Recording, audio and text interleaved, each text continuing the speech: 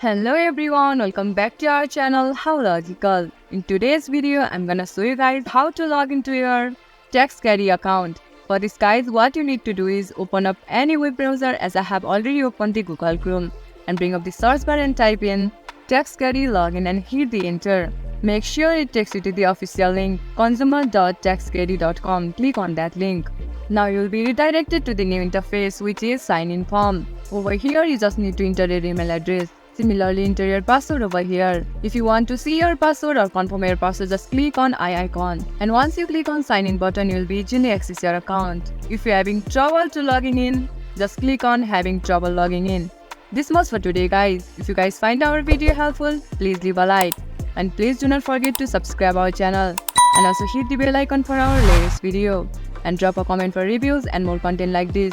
I'll see you guys again in our next video. Thank you for watching.